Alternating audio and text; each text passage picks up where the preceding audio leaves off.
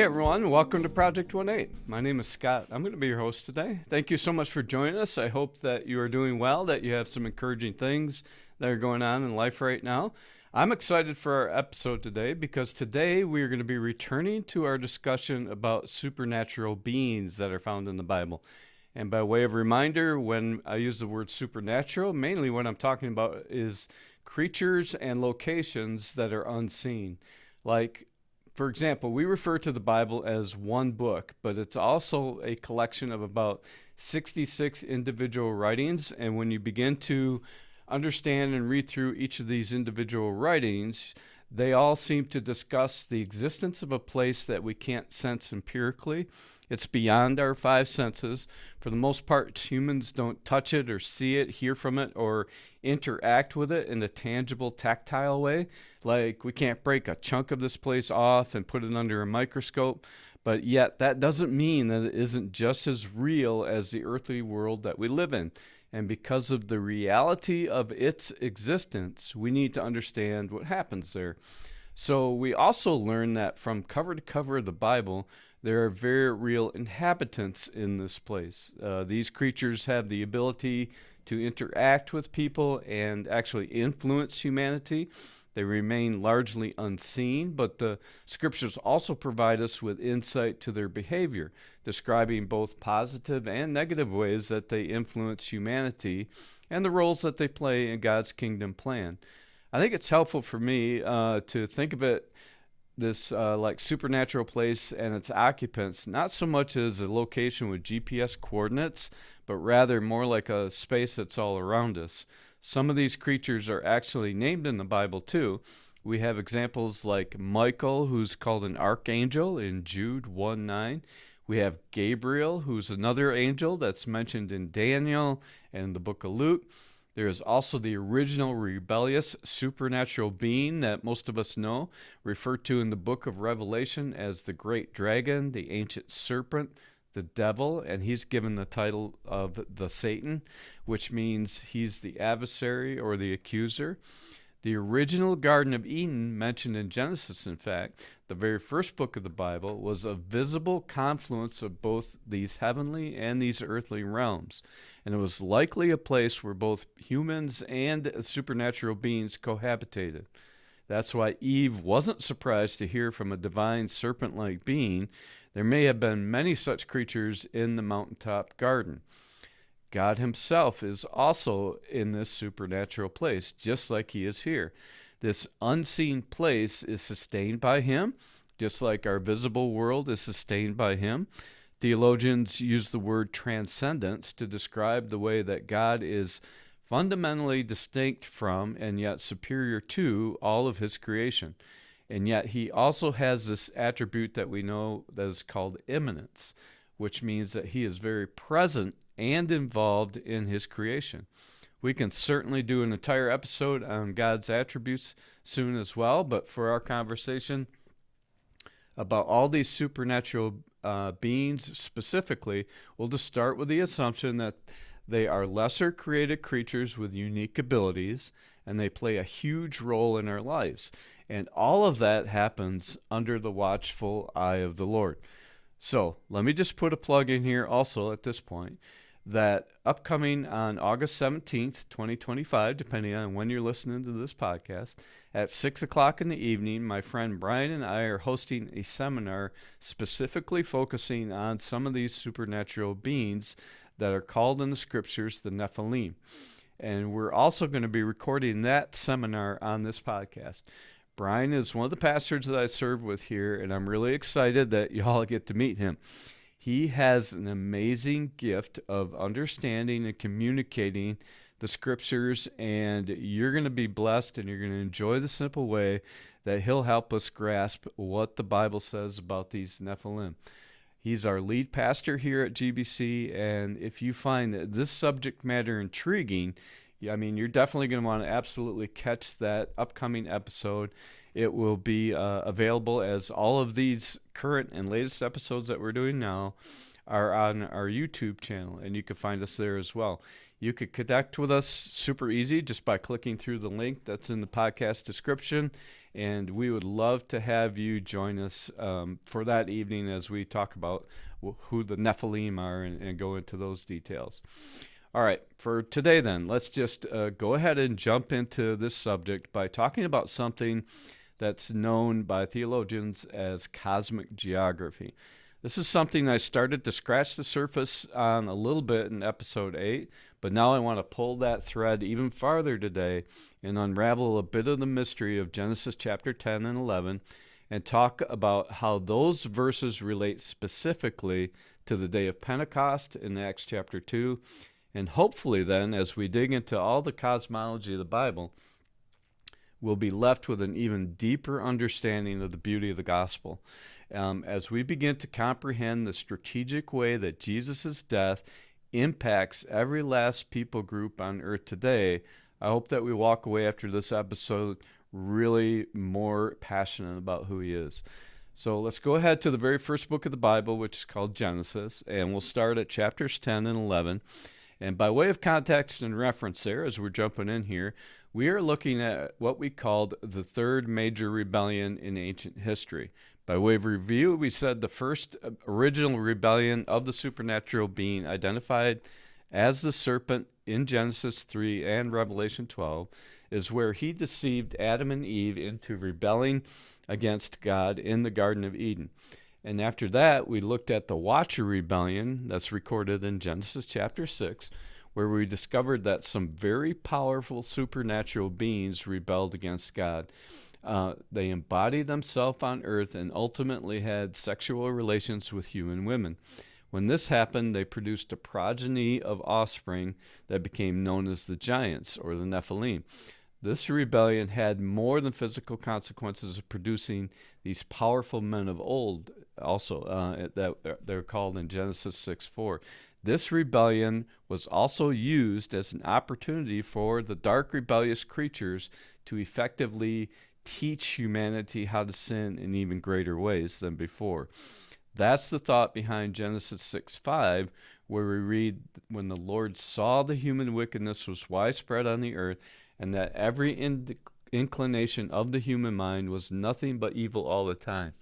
He passes judgment on the earth in the form of a massive flood to destroy the Nephilim and the rebellious humans as well. So think of it this way. If Satan used that second great rebellion in an attempt to create a race of creatures in his image, God surely ended it with the flood and the subsequent giant battles that happened in the Joshua campaigns and in the Davidic kingdom. We find ourselves then now, as we jump back into Genesis, at the scene of the third great rebellion, which is known as the Tower of Babel. This major rebellion is similar to the others in that it too is an effort by humanity to throw off the reign of God, reject his repeated mandate to image him by spreading throughout the earth. He says it both at Eden and after the flood. He says, be fruitful, multiply, fill the earth, and subdue it. You can find that in Genesis 1:28 and 9:7. It's the record of the hubris of mankind to become their own gods. Listen to their ancient game plan, actually, as recorded in Genesis 11:4. Here's what they say there. They said, come, let's build ourselves a city and a tower with its top to the sky. Let's make a name for ourselves, otherwise we'll be scattered throughout the earth. Did you catch it? I mean, what they wanted was the exact opposite of what God wanted. They refused to make Yahweh flourish in the earth by choosing to remain on a mountain of their own making, defining what is right and wrong by their own standards, which, by the way, always results in tragedy, violence, and death. So God, understanding the suffering that would ensue from their decision, consults with his divine counsel and lays out a merciful plan of action. His plan gives them actually what they want. They want a life without direct involvement from him. I mean, let's pick it up in Genesis chapter 11, verses 7 to 9. Here's what he says to them. And again, this is a conversation that takes place between him and his divine assembly. He said, "Come, let's go down there and confuse their language so that they will not understand one another's speech." So from there, the Lord scattered them throughout the earth, and they stopped building the city. Therefore, it was called Babylon. And there the Lord confused the language of the whole earth, and from there the Lord scattered them throughout the earth. From that day forth, then, we know that the geographical region of the original Tower of Babel would always serve as a pin on a map for like a ground zero location for God's unseen and human enemies to operate. It would be the future location, in fact, of the city of Babylon, which even to this day, that word Babylon is synonymous with a mindset characterized by self-reliance, pride, and a disregard for God's authority. The result of God's scattering actions in Genesis 11 are recorded for us in Genesis 10. These two chapters do not appear in chronological order in our modern Bibles. Genesis 10 is what we refer to as the Table of Nations, which lists the nations of the dispersal event of Genesis chapter 11, which we know as the Tower of Babel. And what at first may seem like a boring list of places is actually a very significant window into the supernatural arena. And it also unveils a bit of the strategy behind the Great Commission of Jesus. And we know that's in Matthew 28, verses 18 to 20. We know that there it says, "All authority has been given to me in heaven and on earth. Go therefore and make disciples of all nations, baptizing them in the name of the Father, and of the Son, and of the Holy Spirit." Okay, stay with me on this now. To link the Babel story to the day of Pentecost and to the Great Commission, we'll need to go ahead and get into the books of Deuteronomy and Psalms for just a little bit. Let me start then by going to the book of Deuteronomy in chapter 32. We're going to start in verses 8 and 9. These verses were written after the nation of Israel was formed, but they refer back to the Tower of Babel event. Have that in mind as we read them and see how this makes sense then. When the Most High gave the nations their inheritance and divided the human race, he set the boundaries of the people according to the number of the angels of God. But the Lord's portion is his people. Jacob, which is the nation of Israel, is his own inheritance. Now, you may have a translation of the Bible that reads the people of Israel instead of the angels of God. If you do, I would just take a second and challenge that translation a bit. Simply because Israel wasn't a nation yet at the time of the Tower of Babel, and it would be impossible to set the boundaries of the people according to the number of people in a nation that doesn't yet exist. That just doesn't make sense. In fact, both the Septuagint, which is the Greek translation of the Hebrew Old Testament that was around in the time of Jesus, Jesus quotes it, as well as one of the Dead Sea Scroll manuscripts. Both of those provide the more reliable translation of sons of God or sons of angels, which supports also what we read in Psalm 82. Now, in Psalm 82, we seem to have an account of the aftermath of the Tower of Babel. Here's what we read there again, keeping that event within our mind as we read through these verses. God stands in the midst of his divine assembly. He pronounces judgment against the gods. How long will you judge unjustly and show partiality to the wicked? Provide justice for the needy and the fatherless. Uphold the rights of the oppressed and the destitute. Rescue the poor and the needy. Save them from the power of the wicked. They do not know or understand. They wander in darkness. All the foundations of the earth are shaken. You are gods. You are all sons of the Most High. However, you will die like humans and fall like any other ruler. Rise up, God, and judge the earth, for all the nations belong to you. All right, end of the reading there. But here's what we read about heavenly scene where God is standing in the assembly of the lesser Elohim, is the Hebrew word, and he's pronouncing judgment against another group of supernatural beings, which are also called Elohim, because they failed to govern their people with justice and mercy. And because of that, they are found guilty by God, the one true judge of the earth and of all the nations. and the sentence is severe that they're going to have to endure. They are now condemned, and they will ultimately die like human beings, according to verse 7. That is the result of the nations being turned over in Deuteronomy 32. Psalm 82 and Deuteronomy 32 are both referring to the Babel rebellion of Genesis chapter 11.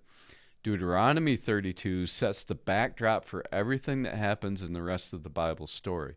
To put it simply, and I'm not trying to be irreverent here, but just to help us understand, when humanity rebels at the Babel event, God says, okay, fine. If you don't want to follow me directly, if you don't want to go forth, multiply, and image me in the rest of the world, then the nations will be governed by lesser divine beings that I've created. These lesser Elohim will rule over you.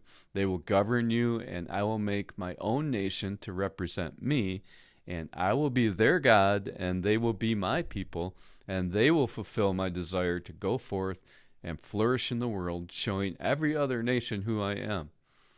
But then what happens tragically after that, though, is that these governing supernatural beings fail. They go rogue as babysitters. They accept worship from their people. They lead the nations into violence, chaos, and death. And that battle between the supernatural entities that have rebelled as they govern the nations and the one true God becomes the backdrop of the biblical narrative. And it also becomes the foundation for much of the spiritual warfare that we face today. Like, for example, when Yahweh frees the Israelites from Egypt, he declares a war of plagues that are a direct assault against the gods, these lesser Elohims of the Egyptians, and he defeats them. I mean, see if some of these verses that we go through here a second are more clearly understood with this supernatural cosmic geography type of worldview from Deuteronomy 32. Let's go to Exodus 12. In Exodus 12, it says this, I will pass through the land of Egypt that night and strike down the firstborn male in the land of Egypt, both people and animals. I am the Lord. I will execute judgment against all of the gods of Egypt. This is confirmed in Numbers 33:4. Meanwhile, the Egyptians were burying every firstborn male that the Lord had struck down among them, for the Lord had executed judgment against all their gods. Now, when Israelites, they finally get free and they're wandering through the desert, the lines of distinction and worship are drawn clearly between Yahweh and these supernatural beings, these lesser Elohims. Exodus 6 talks about this. It says, I will take you as my people, and I will be your God. You will know that I, the Lord your God, am the one who brought you out of forced labor of the Egyptians. This is confirmed in Deuteronomy 8 as well. If you ever forget the Lord your God and follow the other gods to serve them and bow in worship to them, I testify against you today that you will certainly perish. Ultimately, when Israel fails to fulfill the mandate to flourish and image God to the rest of the world, it's because they side with these lesser supernatural beings and they begin to worship them. Deuteronomy 29, for example, is one of the many portions of the Bible that describe this rebellion and their failure. Here we read, the people will answer, it is because they abandoned the covenant of the Lord, the God of their ancestors, which had made them when he brought them out of the land of Egypt. They began to serve other gods, bowing in worship to gods they had not known, gods that the Lord had not permitted them to worship. Therefore, the Lord's anger burned against this land, and he brought out every curse written in this book on it. The Lord uprooted them from their land in his anger, rage, and intense wrath, and threw them into another land where they are today. Okay, here's the point. These gods that are mentioned all throughout the Old Testament were real, supernatural, created beings. Let me pause right here and encourage you with a couple of thoughts. I mean, I understand that much, if not all of this, may hit you in a way that you've never thought about before, that it might be something that takes a couple of minutes to process and think through and go through the scriptures. The good news is, however, that the story doesn't end there. When Jesus comes to earth 400 years later, he comes to fulfill the prophecies to bless all of the nations of the world. You see, God made a promise when he called Israel to be his people. He promised that they would be the nations through which a son would be born who would reclaim every one of the lost nations surrendered at Babel and defeat every lesser god. We first read about this promise in Genesis chapter 12, verse 3. It says, I will bless those who bless you. I will curse anyone who treats you with contempt, and all the peoples on earth will be blessed through you. The birth of Jesus was the death knell for all these lesser Elohim. They knew their time was approaching its end. Their defeat was imminent, and the capital punishment of Psalm 82 was assured. That's why Psalm 110 is one of the most quoted psalms in all of the New Testament. This psalm talks about the victory of Jesus over these enemies, these other lesser created beings. The New Testament describes both the current situation that we find ourselves in today and the ending of the story with which these supernatural rebellions in the Old Testament started. This is the declaration of the Lord. This is what Psalm 110 says. This is the declaration of the Lord. Sit at my right hand until I make your enemies your footstool. Look, there is so much depth and continuity to the scriptures. It goes well beyond the capacity of a podcast. But I hope, if nothing else, we're beginning to have a deeper amazement of who Jesus is. Like, I think about it for a minute, and we'll circle back to focus on Acts 2 in the next podcast that we do on this subject. Acts chapter 2 and the day of Pentecost is a reversal of the Babylonian rebellion. Instead of nations being scattered, we have representatives from all of those same nations in the room when the Spirit arrives. Instead of multiple languages creating confusion, we have the gospel being supernaturally understood in each language and in each dialect of the people in that room. We'll talk about the fact that the nation of Tarshish that's mentioned in Genesis chapter 10 in the Table of Nations is the farthermost western place that's mentioned there. And then there's this interesting thing that we're going to find about the Apostle Paul, who is the apostle to the Gentiles, or all of these non-Jewish nations, that he's dead set to get to Spain. And we're going to see that Spain is the modern-day location of ancient Tarshish. So yeah, it's really cool stuff going on here, and we're going to dive into it, and I hope you can join us for that conversation. But for today then, let me just wrap up everything that I've been talking about by encouraging you along a couple lines. I want you, first of all, to connect directly with us if you have questions about supernatural beings or other things that are going on in your life. We want to, again, be a safe place and a resource for you that helps you process whatever challenges and celebrations that you face by understanding what God reveals to us about himself in the Bible. We want to be able to help you understand these things, and they're really fascinating, and yet they take a lot of focus sometimes. And so I just want to encourage you that the results of all of this are that we can trust even more in who Jesus is when we understand what he's doing as part of his game plan.